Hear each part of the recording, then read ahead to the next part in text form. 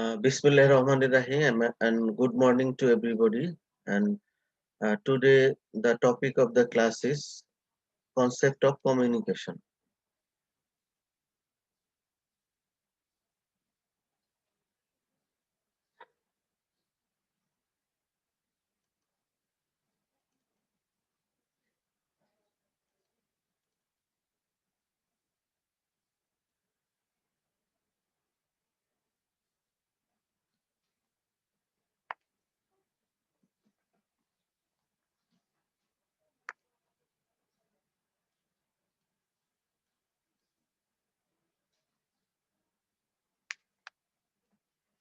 প্রথমে আমরা দেখি কমিউনিকেশনের ডেফিনেশন।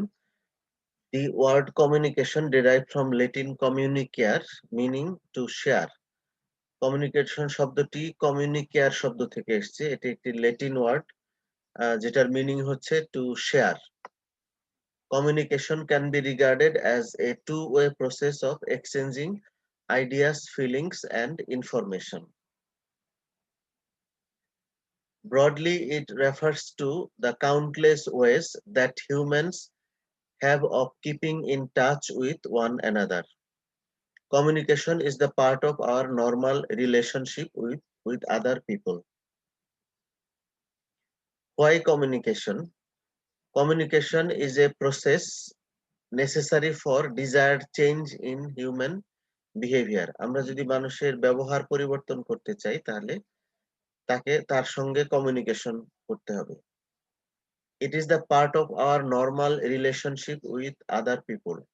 একজন আরেকজনের সঙ্গে রিলেশনশিপ বজায় রাখতে হলে কমিউনিকেশনের মাধ্যমে সেটা করতে হবে। Our ability to influence others depends on our communication skills. As for example, speaking skill, writing skill, listening skill, reading and reasoning skill. Component of communication process. There are 5 components of communication process: sender or source, receiver or audience, message or content, channels or medium and feedback or effect. So these are the 5 components of communication process. প্রথমেই sender. Sender is the originator of the message. Sender have to know his objectives, his audience, his message, his channels of communication, and his abilities and limitation. Receiver may be a single person or group of people.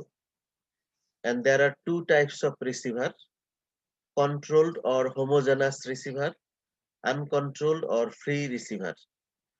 Control or homogeneous receiver মানে হচ্ছে যে, যেমন আপনাদের আমি class নিচ্ছি, সবাই amps third সেমিস্টারের student, আপনারা সবাই কন্ট্রোলড অর হোমোজেনাস অডিয়েন্স বা রিসিভার। যদি এমন হতো যে এখানে যে কেউ যোগ দিতে পারতো তাহলে আনকন্ট্রোল বা ফ্রি অডিয়েন্স হতো। যখন আমরা কোনো মেডিকেল কলেজে বা কোনো শ্রেণীকক্ষে ক্লাস নিই তখন পার্টিকুলার কোনো একটা ক্লাসের স্টুডেন্টরা উপস্থিত থাকে, এটা তারা হচ্ছে কন্ট্রোল রিসিভার বা কন্ট্রোল অডিয়েন্স বা হোমোজেনাস অডিয়েন্স। আবার যখন কোনো খোলা মাঠে কোনো জনসভা হয়, রাজনৈতিক সভা হয়, সেখানে যে কেউ গিয়ে যোগ দিতে পারে, যে কেউ শুনতে পারে দাঁড়িয়ে, তাহলে তারা হচ্ছে আনকন্ট্রোল রিসিভার বা uncontrolled audience. More homogeneous, the greater chance of effective communication. Audience বা রিসিভার যত হোমোজেনাস হবে কমিউনিকেশনটা তত বেশি ইফেক্টিভ হবে। কমিউনিকেশনের ফলে চেঞ্জেস ইন দ্য রিসিভার, রিসিভারের মধ্যে কতগুলো পরিবর্তন হয়। সেই পরিবর্তনগুলো কি কি? After effective communication following changes occur in the receiver. Knowledge, যখন তাকে আমরা কিছু জানাবো তার নলেজ গেইন হবে, কিছু নতুন জিনিস সে জানবে, তার মধ্যে ওই বিষয়ে অ্যাওয়ারনেস ডেভেলপ করবে, তারপরে তার ইন্টারেস্ট গ্রো করবে, সে ওই বিষয়টাকে যাচাই বাছাই করবে, তারপরে সে ওইটাকে অ্যাডপশন করবে, অর্থাৎ বিহেভিয়ার চেঞ্জ হবে। আমি যদি একটা উদাহরণ দিয়ে বলি যে একজন মানুষ জানে না যে লেট্রিন ইউজ করার পরে হাত ধুইতে হবে, তাহলে তাকে যদি আমরা জানাই যে লেট্রিন ইউজ করার পরে হাত ধুতে হবে, তাহলে এটা তার জানা হলো, অর্থাৎ তার নলেজ বাড়লো। পরবর্তীতে সে এই ব্যাপারে সচেতন হবে, তার মধ্যে একটা ইন্টারেস্ট গ্রো করবে যে হাতটা ধোয়া উচিত। তারপরে ধোয়া ঠিক না বেঠিক, এটা কি মানবে না মানবে, তার মধ্যে একটা নিজস্ব ইভালুয়েশন হবে। ইভালুয়েশন করে যদি সে এটাকে যুক্তিযুক্ত মনে করে, তাহলে সে এটাকে গ্রহণ করবে এবং আলটিমেটলি তার বিহেভিয়ার চেঞ্জ হবে। এই ইনফরমেশন জানার আগে সে হাত ধুতো না ল্যাট্রিন ইউজ করে। যখন এই ইনফরমেশন জানলো তখন আলটিমেটলি সে তার হাত ধোয়ার অভ্যাস গড়ে উঠলো। এটাই হচ্ছে বিহেভিয়ারাল চেঞ্জ।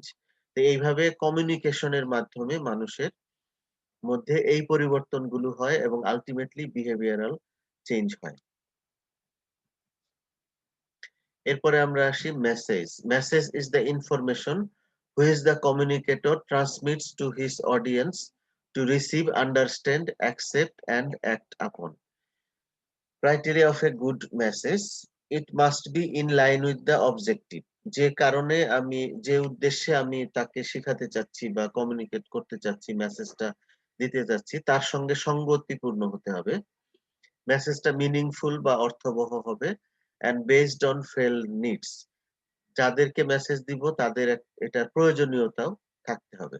তাহলে এই তিনটা হচ্ছে criteria of a good message. এছাড়াও আরো আছে যে এই মেসেজটা হবে clear and understandable, specific and accurate, timely and adequate, fitting with the audience. Audience যে ক্যাটাগরির তার সঙ্গে ম্যাচ করতে হবে, অডিয়েন্সের কাছে ইন্টারেস্টিং হতে হবে এবং ওই এলাকার কালচারালি এবং সোশ্যালি অ্যাপ্রোপ্রিয়েট হতে হবে।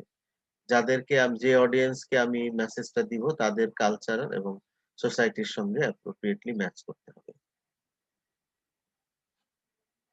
দেন চ্যানেলস অফ কমিউনিকেশন, যে media of communication between the sender and receiver.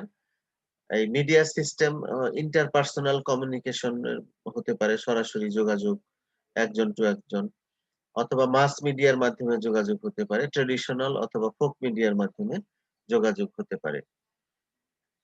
তারপরে ফিডব্যাক, যে আমি যে তার সঙ্গে কমিউনিকেট করলাম তার থেকে ফিডব্যাক নিতে হবে যে আমার কমিউনিকেশনটা ইফেক্টিভ হলো কিনা।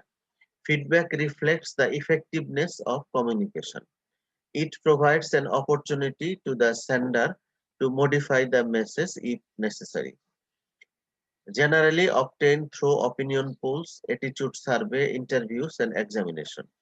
এই যে ক্লাস নিচ্ছি, এটার ফিডব্যাক আমি কখন পাবো? যখন আপনাদের পরীক্ষা হবে, আহ, অথবা আপনাদের যদি জিজ্ঞেস করি তাহলে তার মাধ্যমে ফিডব্যাক আমরা পাবো। তো একটা কমিউনিকেশনের ক্ষেত্রে সবগুলো কম্পোনেন্টই ইম্পর্টেন্ট, তো তার মধ্যে ফিডব্যাকটা একটু বেশি ইম্পর্টেন্ট, কারণ এই ফিডব্যাক দিয়ে আমার কমিউনিকেশন ইফেক্টিভ হয়েছে কিনা সেটা বোঝা সহজ হয়। এরপরে আমরা দেখি types of communication. Communication one way হতে পারে, টু ওয়ে হতে পারে, ভার্বাল কমিউনিকেশন হতে পারে, নন ভার্বাল কমিউনিকেশন হতে পারে, ফর্মাল কমিউনিকেশন হতে পারে, ইনফর্মাল কমিউনিকেশন হতে পারে, ভার্চুয়াল কমিউনিকেশন হতে পারে, টেলিকমিউনিকেশন বা ইন্টারনেট কমিউনিকেশন হতে পারে। আবার কোনো কিছু না বলেও কমিউনিকেশন হতে পারে। রবীন্দ্রনাথ বলেছেন না যে অনেক কথা যাও যে বলে কোনো কথা না বলে, অর্থাৎ না বলে চুপ থেকেও আমরা একজন আরেকজনের সঙ্গে কমিউনিকেট করতে পারি। So these are the types of communication. Now barriers of communication. Communication করতে গেলে কিছু বাধা বা অসুবিধা থাকে। তো সেই ব্যারিয়ার্স অফ কমিউনিকেশন গুলোকে চার ভাগে ভাগ করা হয়। প্রথম ভাগ হচ্ছে physiological, that is difficulties in hearing or expression.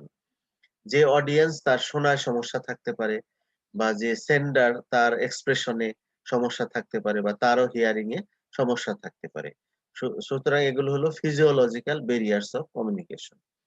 এরপরে সাইকোলজিক্যাল ব্যারিয়ার, যেমন ইমোশনাল ডিস্টারবেন্স। যে ক্লাস নিবে বা যে মেসেজটা দিবে তার, সে যদি ইমোশনালি ডিস্টার্ব থাকে তাহলে এটা ভালো কমিউনিকেশন হবে না। তার যদি নিউরোসিস থাকে ভালো কমিউনিকেশন হবে না। বা তার লেভেল অফ ইন্টেলিজেন্স, অডিয়েন্সের লেভেল অফ ইন্টেলিজেন্স, ল্যাঙ্গুয়েজ, হ্যাঁ, এগুলো কমিউনিকেশনকে এফেক্ট করে বা বাধা প্রদান করে যদি সমস্যা থাকে। So these are psychological barriers. Next হচ্ছে environmental barrier. Noise, invisibility, congestion. যেখানে এই ক্লাস হচ্ছে বা কথা বলা হচ্ছে সেখানে যদি নয়েজ থাকে, দেখার যদি সমস্যা থাকে অথবা খুব ওভারক্রাউডিং থাকে, তাহলে কমিউনিকেশন ভালো হবে না।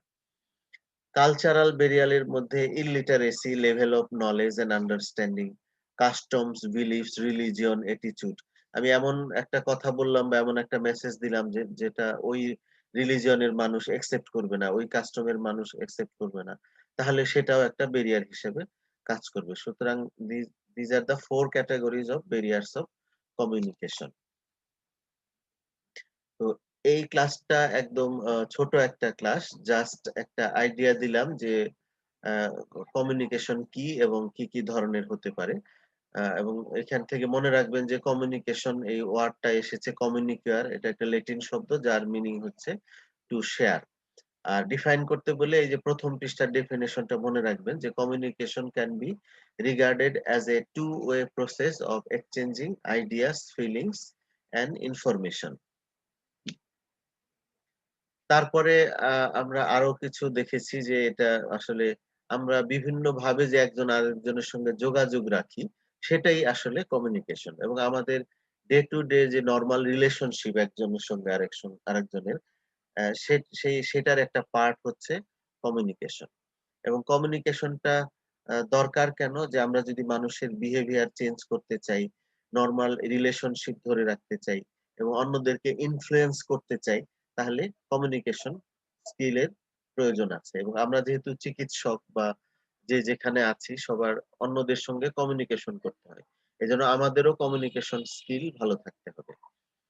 তারপরে এইটা খুব ইম্পর্টেন্ট যে আমরা কম্পোনেন্ট দেখেছি কমিউনিকেশন প্রসেসের, যে sender, receiver, message, channel and feedback. This 5 are the components of communication process.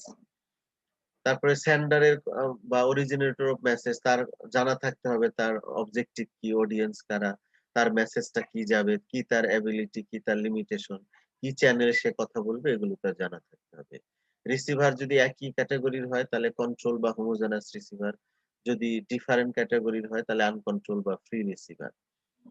এটাও একটা ইম্পর্টেন্ট। এটা হচ্ছে যে যখন আমরা কমিউনিকেট করি তখন একজন রিসিভারের মধ্যে কি কি চেঞ্জ হয়, অথবা একটা নতুন আইডিয়া অ্যাডপশন করতে গেলে কি কি স্টেজ পার হয়ে আমরা যাই, সেই স্টেজ গুলোই হচ্ছে এই যে knowledge, awareness, interest, evaluation, adoption or behavioural change. তারপরে একটা গুড মেসেজ, সেই মেসেজের ক্রাইটেরিয়া হবে যে এটা অবজেক্টিভের সঙ্গে সঙ্গতিপূর্ণ হবে, মিনিংফুল হবে, আর এটার নিড থাকতে হবে অডিয়েন্সের, এটা ক্লিয়ার আন্ডারস্ট্যান্ডেবল হবে, স্পেসিফিক অ্যাকিউরেট হবে, টাইমলি অ্যাডিকুয়েট থাকবে, তারপর অডিয়েন্সের সঙ্গে ফিট করবে, ইন্টারেস্টিং হবে এবং কালচারালি সোশ্যালি অ্যাপ্রোপ্রিয়েট হবে। তারপরে বিভিন্ন রকম চ্যানেল আছে, এই চ্যানেল আমরা হেলথ এডুকেশনে পড়েছি, আবারও পরে পড়বো। যে ইন্টার পার্সোনাল কমিউনিকেশনের জন্য কিছু চ্যানেল, মাস মিডিয়ার জন্য বিভিন্ন রকম চ্যানেল এবং ট্রেডিশনাল বা ফোক মিডিয়ার মধ্যে কিছু চ্যানেল আছে। আর ফিডব্যাকটা ইম্পর্টেন্ট, কারণ ফিডব্যাকের মাধ্যমে আমরা কমিউনিকেশনের ইফেক্টিভনেস বুঝতে পারি। তারপরে আমরা কমিউনিকেশনের বিভিন্ন টাইপ দেখেছি, এগুলো খুবই সিম্পল বিষয়। তারপরে ব্যারিয়ার্স অফ কমিউনিকেশন, এখানে ফিজিওলজিক্যাল, সাইকোলজিক্যাল, এনভায়রনমেন্টাল এবং কালচারাল ব্যারিয়ার আমরা দেখলাম। তো ঠিক আছে, এই ক্লাসটা এই পর্যন্তই। সবাইকে ধন্যবাদ জানিয়ে এখন ডিসকানেক্ট হচ্ছি। পরে 9:30টায় আরেকটা ক্লাসে আপনারা আবার যোগ দিবেন। Thank you. স্যার আসসালামু আলাইকুম। ওয়ালাইকুম স্যার আসসালাম। স্যার প্রথমে যে পরীক্ষার একটা লিংক ছিল ওটাতে স্যার আমি দিতে পারি নাই। ওই পরীক্ষা আপনার জন্য না, ওটা তো অন্য একটা ক্লাস হচ্ছিল। আপনি ওখানে ঢুকেছেন কেন? ঠিক আছে, থ্যাংক